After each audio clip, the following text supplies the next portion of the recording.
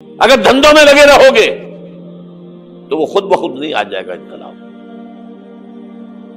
صحابہ نے جانیں دی تھی، 3 دن تک حضور مکے کی گلیاں اور وہاں کے اوباش لوگ پتھراؤ کر رہے۔ بسم اللہ الرحمن الرحیم۔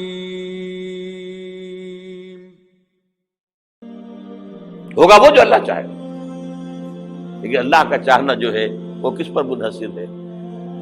یہاں انقلاب برپا کرو، یہاں اسلام لاؤ۔ اگر دھندوں میں لگے رہو گے تو وہ خود بخود نہیں آ جائے گا انقلاب۔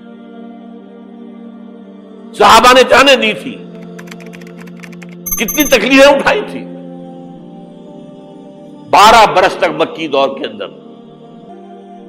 یوم طائف یاد ہے جو حضرت عائشہ فرماتی ہے کہ میں نے پوچھا تھا حضور سے کہ یوم احد سے زیادہ سختی بھی آپ پر کبھی آئی؟ یوم احد پر کیا ہوا تھا؟ تلوار کا وار پڑا تھا آپ کے چہرے مبارک، یہ جو رخسار کی ہڈی ہے اس کے اندر وار گیا ہے، اوپر خود کی 2 کڑیاں تھیں وہ اس میں گھس گئیں، 2 دندان مبارک شہید ہوئے۔ وہ خود کی کڑیاں ایک صحابی نے اپنے دانتوں سے پکڑ کر کھینچنے کی کوشش کی، دانت نکل گئے، وہ نہیں نکلی، کیا جتن کر کے نکالی گئی ہوگی تو خون کا فوارہ آیا، اتنا خون گیا ہے کہ آپ بے ہوش ہو گئے، گر گئے، اور مشہور یہ ہو گیا کہ آپ کا تو انتقال ہو گیا، شہادت ہو گئی۔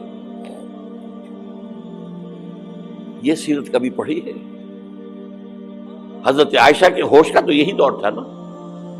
یوم طائف میں جو آپ کی کیا تھی، بچی تھی، انہیں کیا پتا کیا ہو رہا ہے حضور کے ساتھ۔ 3 دن تک حضور مکے کی گلیاں اور وہاں کے اوباش لوگ پتھراؤ کر رہے گئے تھے اس امید میں کہ شاید وہاں کا کوئی سردار ایمان لے آئے، تو یہاں تو ابو طالب بھی فوت ہو گئے، اور گھر میں ایک دلجوئی کرنے والی رفیقہ حیات تھی، وہ بھی، ان کا بھی انتقال ہو گیا۔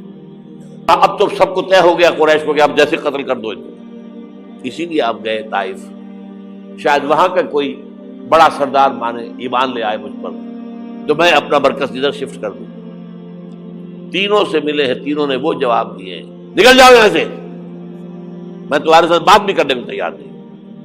اچھا، تمہارے سوا کوئی نہیں ملا تھا اللہ کو نبی بنا کر بھیجنے کے لیے؟ دیکھو جاؤ، میں بات نہیں کرنا چاہتا، ہو سکتا ہے میں بے عزتی کر بیٹھوں، واقعی تم اللہ کے نبی ہو تو میں مارا جاؤں گا، جاؤ جاؤ جاؤ۔ یہ سلوک محبت کے ساتھ ملا ہے۔ بہرحال اس موضوع پر میری ایک کتاب ہے منہج انقلاب نبوی، کہ انقلاب کیسے آیا تھا۔ اگر دل میں ذرا بھی آرزو پیدا ہو گئی ہو کہ اللہ قبول کر لے مجھے بھی، تو وہ کتاب آپ کے لیے مسٹ ہوگی، اس کا پڑھنا۔ ربنا آتنا في الدنيا حسنة وفي الآخرة حسنة وقنا عذاب النار۔